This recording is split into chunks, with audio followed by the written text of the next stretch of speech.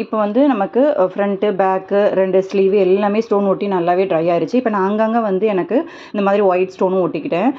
ஏன்னா கொஞ்சம் ஒயிட்டிஷா இருந்ததுனா தான் நல்லா தெரியும் இந்த கிளாத்துக்கு அப்படின்றதுனால. இப்போ இதில வந்து நம்ம என்ன பண்ணணும், ஃபஸ்ட்டு இந்த குந்தன் ஸ்டோன்ஸ் எல்லாத்தையுமே ஸ்டிச் பண்ணிட்டு தான் நம்ம ஒர்க் பண்ண ஆரம்பிக்கணும். ஃபுல்லா ஸ்டிச் பண்ணுறதுக்கு பதிலா நான் வந்து இப்போ இது ஃபுல்லா ஸ்டிச் பண்ணிவிட்டு இங்கங்க ஒர்க் குடுப்பேன். அந்த மாதிரி தான் ஆரம்பிக்க போறேன். ஃபஸ்ட்டு நீடில் வந்து நான் வந்து த்ரெட் வந்து 4 லைன்ஸா கோர்த்து எடுத்திருக்கேன். இந்த பக்கம் 2, இந்த பக்கம் 2 இருக்க மாரி. அதாவது 2ஆ எடுத்து அத 4ஆ மடிச்சோம் அப்படின்னா கிடைச்சிரும்.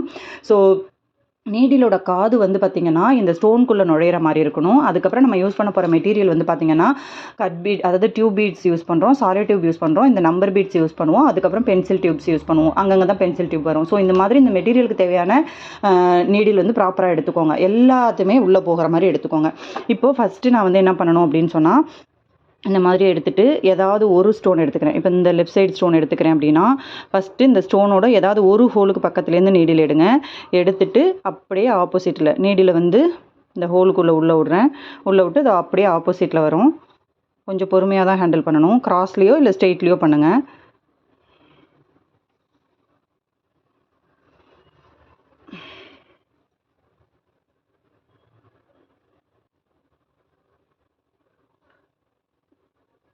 நீடிலோட நீடில் வந்து கரெக்டாக சின்ன சைஸ் நீடில் எடுத்தீங்கன்னா ப்ராப்பரா உள்ள போகும் உங்களுக்கு.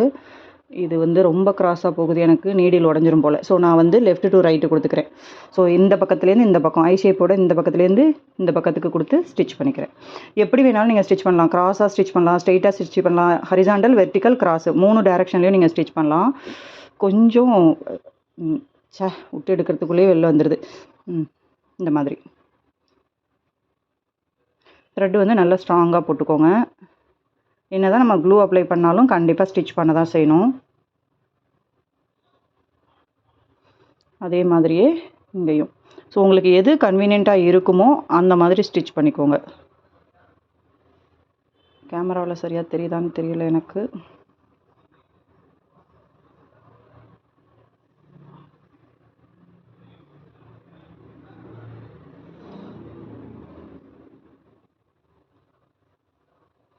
ஸோ இதே மாதிரியே எல்லா ஸ்டோன்ஸையும் நம்ம ஸ்டிச் பண்ணிக்கலாம். பக்கத்தில் குடுத்து கரெக்டாக இந்த மாதிரி பக்கத்துலேயே குடுத்து நீடில் அப்படியே ஆப்போசிட்டில் இன்சர்ட் பண்ணி கொஞ்சம் வந்து அந்த கேப் கரெக்டாக பார்த்துக்கோங்க. அப்படியே ஆப்போசிட்டில் இன்சர்ட் பண்ணி கீழே ஸ்டிச் பண்ணிக்கோங்க.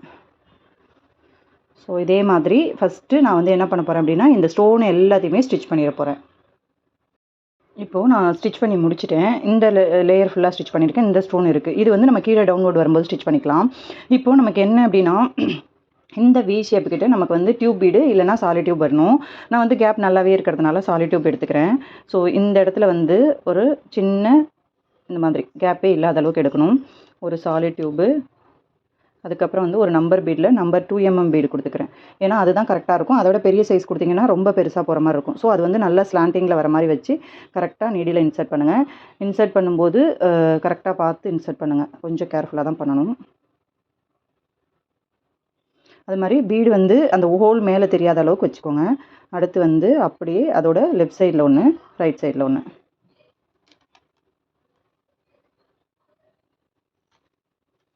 ரொம்ப பொறுமையாக பண்ணணும். ஏன்னா வந்து கையில் நீடில் குத்திடக்கூடாது. கரெக்டாக வந்து பண்ணுற மாதிரி இருக்கணும். அப்படியே லெஃப்ட் சைடில் ஒன்று, லெஃப்ட் சைடில் கரெக்டாக அந்த வி பேட்டர்ன் வரணும். கரெக்டாக நீங்கள் இந்த மாதிரி வச்சுட்டு அப்படியே நீடில் அடியில் இன்சர்ட் பண்ணுங்கள். இப்போ எனக்கு த்ரெட் அவ்வளோதான். ஸோ நான் வந்து ஃபஸ்ட்டு முடிச்சு போட்டு எடுத்துக்கிறேன். அதுக்கப்புறம் அடுத்து ஸ்டார்ட் பண்ணலாம். நிறைய தடவை சொல்லியிருக்கோம் இந்த முடிச்சு எப்படி போடுறது அப்படின்னு.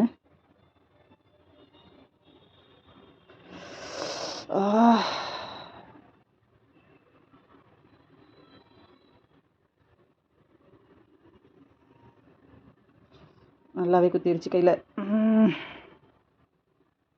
இப்போது சேம் ப்ரொசீஜரில் இங்கேருந்து லெஃப்ட்லேயும் ஒரு டியூப் பீடு, அதாவது சாலிட் டியூப், அதுக்கப்புறம் வந்து பார்த்திங்கன்னா ஒரு நம்பர் பீடு கொடுத்துக்கிறோம். நம்ம சொன்ன மாதிரி தான் நம்பர் பீடை நீங்கள் கொடுக்குறதுக்கு முன்னாடி இந்த மாதிரி வச்சு கரெக்டாக வந்து இப்படி வச்சு பார்த்துட்டு அதுக்கப்புறம் நீங்கள் இன்சர்ட் பண்ணுங்கள்.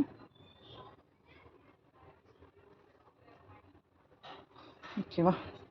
இப்போ இங்கேயும் சென்டர்லேருந்து பார்த்திங்கன்னா கரெக்டாக இந்த சென்டர் டிப் இருக்கு இல்லையா, அந்த சென்டர் டிப்புக்கு நேராக த்ரெட் எடுக்கணும். எடுத்து இங்கேயும் நம்ம சேம் ப்ரொசீஜர் தான் கொடுக்க போகிறோம். ஸோ வீடியோ ரொம்ப இதாகுன்றதுனால நான் வந்து ஜஸ்ட் ஒரு பீடு கொடுத்துட்டு அடுத்து ஷார்ட்ஸ் மாதிரி காமிக்கிறேன். அதுமாதிரி இங்கே த்ரெட் வந்து நல்லா டைட்டாக இருக்கான்னு பார்த்துக்கோங்க. இங்கே லூஸ் ஆச்சு அப்படின்னு சொன்னால் உங்களுக்கு ப்ராப்ளம் ஆகும். ஸோ நல்லா இந்த மாதிரி வச்சு டைட் பண்ணிவிட்டு கரெக்டாக சென்டரில் தான் இருக்கான்னு பார்த்துக்கோங்க. பார்த்துட்டு நீடில் இன்சர்ட் பண்ணுங்கள். இதுக்கப்புறம் லெஃப்ட் ரைட்டு கொடுத்துக்கலாம். இதுக்கப்புறம் இந்த பக்கம் லெஃப்ட், இந்த பக்கம் ரைட்டு கொடுத்துக்கலாம். ஸோ இப்போ இங்கே கொடுத்துட்டேன்னா சேம் இந்த 2க்கு நடுவில் கொடுத்த மாதிரியே இந்த 2 ஸ்டோனுக்கு நடுவுலையும் கொடுத்துடலாம். அதுக்கப்புறம் இந்த கேப்பில் வந்து நம்ம டியூப் பீட்ஸ் கொடுக்க போகிறோம். ஸோ சேம் ப்ரொசீஜர் தான். இப்போ வந்து நம்ம டியூப் பீட் கொடுத்துக்கலாம். இந்த கேப்பில் கரெக்டாக இந்த சென்டர்லேருந்து எடுக்கிறேன். எடுத்துகிட்டு சேம் ப்ரொசீஜர், ஒரு டியூப் பீடு, ஒரு நம்பர் பீடு.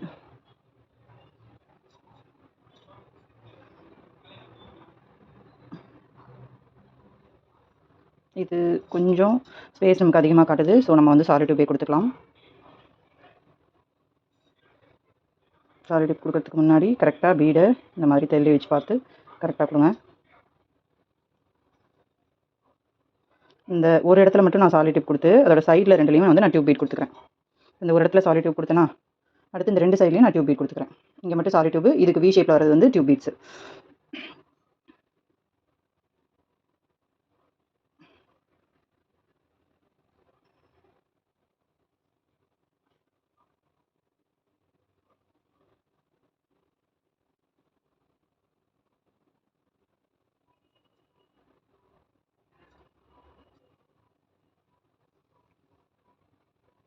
ஏன்னா ஸ்பேஸ் வந்து நமக்கு ரொம்ப தெரியக்கூடாது. அதனால் ஒரு டியூப் பீடு, ஒரு சாலிட் டியூப் கொடுத்துட்டு அதுக்கப்புறம் வந்து ஒரு டியூப் பீடு, நம்பர் பீடு கொடுக்குறேன்.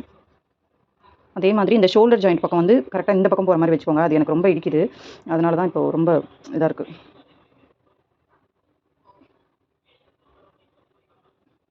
ஸோ இதை ஸ்ட்ராங்காக பிடிச்சிட்டு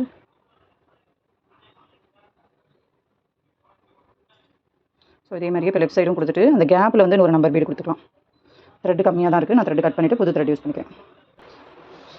ஸோ இப்போது லெஃப்ட் ரைட்டு 2லையுமே நான் வந்து இந்த மாதிரி டியூப் பீட்ஸ் கொடுத்துட்றேன். டியூப் பீட்ஸ் கொடுத்து முடிச்சதுக்கப்புறம் இதே மாதிரியே நம்ம லெஃப்ட் சைடும் கொடுத்துக்கலாம். பயிர்வா.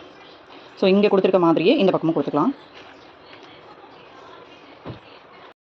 இப்போது இந்த 4 கேப்லையும் நான் வந்து என்ன பண்ணுறேன், நம்பர் 3 mm பீடு கொடுத்துக்கிறேன். ஏன்னா ஸ்டோன் வந்து நமக்கு பெரிய சைஸ் ஸ்டோன். அதனால் நமக்கு குந்தன் ஸ்டோன் வந்து சர்க்கிளில் சின்னது ஒட்டணும் அப்படின்னு சொன்னால் கம்ஃபர்டபுளாக இருக்காதுன்றதுனால நான் பெரிய சைஸ் கொடுத்துக்கிறேன். தென் வந்து பார்த்தீங்கன்னா இப்போது என்ன பண்ணணும்னா இந்த இடத்துலையும் இதே மாதிரி 3 சாலிட் டியூப், இந்த இடத்துலையும் 3 சாலிட் டியூப் வரணும். சேம் ஒர்க் தான். இதில் பார்த்தீங்கன்னா இப்போ வந்து நம்ம இங்கேயும் சாலிட் டியூப் கொடுத்துட்டோம், இங்கே கொடுத்தோம், இங்கே கொடுத்தோம். அடுத்து இந்த 2 பக்கமும் கொடுத்தாச்சு. இப்போ இந்த 2 ஸ்டோனுக்கு நடுவில் இருக்க இந்த 2 பார்ட் கொடுக்கணும். இப்போது இங்கேருந்து நான் கொடுத்துருக்கேன் இல்லையா, சேம் மெத்தட் தான். இது வந்து நமக்கு பீடு அடியில் போன மாதிரி இருக்கும். பட் அடியிலலாம் அது போகலை. நமக்கு சின்ன பீடுன்றதுனால அப்படி இருக்கும். நம்ம வியர் பண்ணும்போது அது கரெக்டாக இருக்கும். ஸோ அதே மாதிரியே அடுத்த சைடும் வந்து ஒரு டியூப் பீடு, ஒரு நம்பர் பீடு கொடுத்துக்கிறேன். கைத்தையல் போடும்போது ஹேண்டில் பண்ணுறது மட்டும்தாங்க ரொம்ப கஷ்டம். நம்ம அதனால தான் நம்ம அதோட சார்ஜ் வந்து நம்ம அதிகமாக சொல்லணும். ஏன்னா நமக்கு வந்து ஸ்டோன் ஒட்டுறது ஈஸி. ஆனால் அந்த ஸ்டோனில் தைக்கிறது எவ்வளோ கஷ்டம், கையில் குத்துது பார்த்தீங்கல்ல.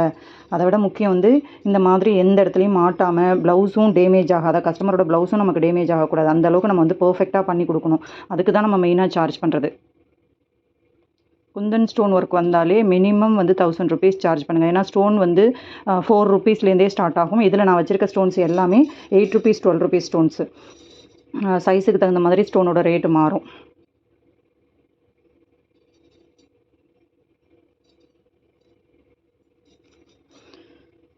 ஸோ இப்போது இந்த ஒர்க்கு இது வரைக்கும் முடிச்சிருக்கோம். இப்போ வந்து பார்த்திங்கன்னா நம்ம வந்து இந்த ஒர்க் வரைக்கும் முடிச்சிருக்கோம். ஓகேங்களா, லாங் டியூப் வரைக்கும் முடிச்சிருக்கோம். அதுக்கப்புறம் பார்த்திங்கன்னா இந்த இடத்துல வந்து ஒரு நம்பர் பீட் கொடுத்துக்கலாம். இங்கே வந்து நமக்கு பென்சில் பீட்ஸ் கொடுக்கணும்.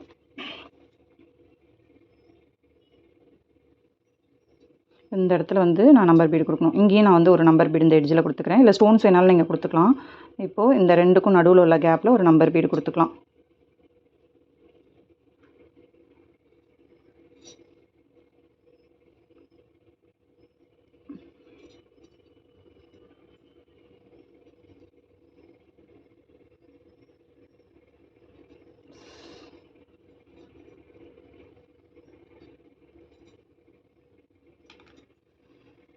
நல்லா இழுத்து கொடுத்துக்கோங்க. ஏன்னா இங்கேருந்து நீடில் நம்ம வந்து இங்கேருந்து நீடில் இங்கே எடுக்கிறோம். அப்போ எடுக்கும்போது அதுக்கு தகுந்த மாதிரி கரெக்டாக இருக்கிற மாதிரி பார்த்துக்கோங்க. இப்போது நம்ம என்ன கொடுக்கணும் அப்படின்னு சொன்னால் கரெக்டாக இந்த இடத்துல வந்து இங்கேருந்து ஒரு பென்சில் பீடு, இங்கேருந்து ஒரு பென்சில் பீடு கொடுக்கணும்.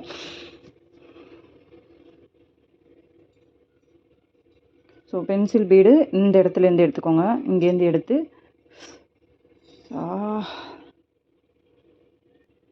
கை நல்லா குத்திச்சு கொஞ்சம் கேர்ஃபுல்லாக ஹேண்டில் பண்ணுங்கள். பென்சில் பீடு வந்து இந்த மாதிரி எடுத்து இந்த மாதிரி வச்சு ஸ்டிச் பண்ணிக்கோங்க. ஸ்லாண்டிங்கில் வர மாதிரி ஸ்டிச் பண்ணிக்கோங்க.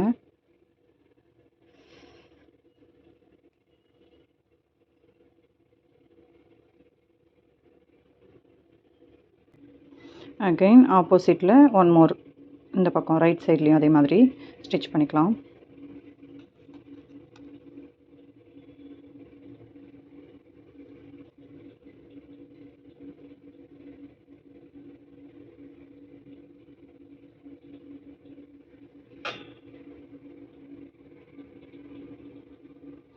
இப்போது இந்த இடத்துல இருந்து அகைன் நம்ம சாலிட் டியூப் எடுக்கிறோம். சென்டரில் ஒரு சாலிட் டியூப், நிறைய சாலிட் டியூப் தான். நீங்கள் டியூப் பீடு வேணாலும் கொடுத்துக்கலாம். சாலிட் டியூப் கேப்பு சின்னதாக இருக்கிற இடத்துல டியூப் பீடு, கேப்பு பெருசாக இருக்கிற இடத்துல வந்து சாலிட் டியூப்பு. அகைன் அதே ட்ரையாங்கிள் ஃபார்மேட் தான் கொண்டு வர போகிறேன். திரும்ப வீடியோவில் காமிச்சோன்னா வேஸ்ட்டு தான் ஆகும்.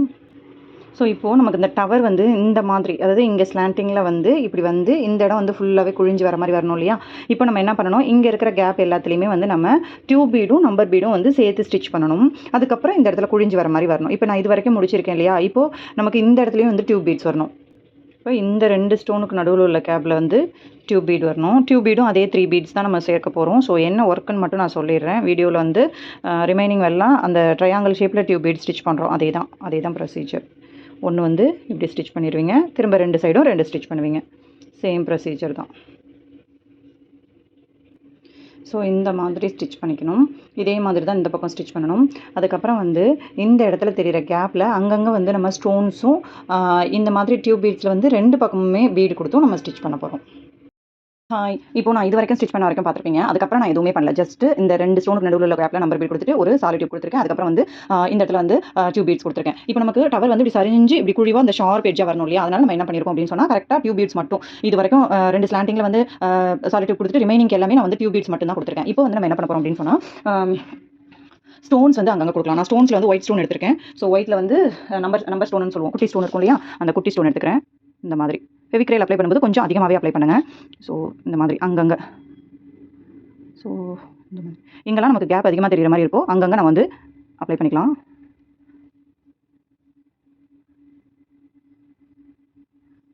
நல்லா வச்சு ப்ரெஸ் பண்ணி விட்டுருங்க. நீங்கள் B7000 வேணாலும் யூஸ் பண்ணிக்கலாம். நான் வந்து ஃபினிஷ் பண்ணிவிட்டு இது வந்து எனக்கு டைம் இல்லை, அதனால் நான் விட்டுற போகிறேன். நாளைக்கு தான் இதை பண்ணுவேன், கண்டினியூ பண்ணுவேன். அதனால் நான் வந்து ஃபெவிக்ரைலே கொடுக்குறேன். ஸோ இந்த மாதிரி அந்த ஷேப் எங்கெல்லாம் ஃப்ரீயாக இருக்குதோ அந்த இடத்துல நம்ம வந்து இந்த மாதிரி வந்து ஸ்டோன்ஸ் கொடுத்துக்கலாம். இப்போ இந்த இடத்துல எடுத்துகிட்டு இந்த இடத்துல ஒரு ஸ்டோன் கொடுக்கணும் இல்லையா? அதனால் இங்கே வந்து நான் ஃபெவிக்ரைல் அப்ளை பண்ணிக்கிறேன். கொஞ்சம் அதிகமாகவே போயிடுச்சு, அது காஞ்சிரும்.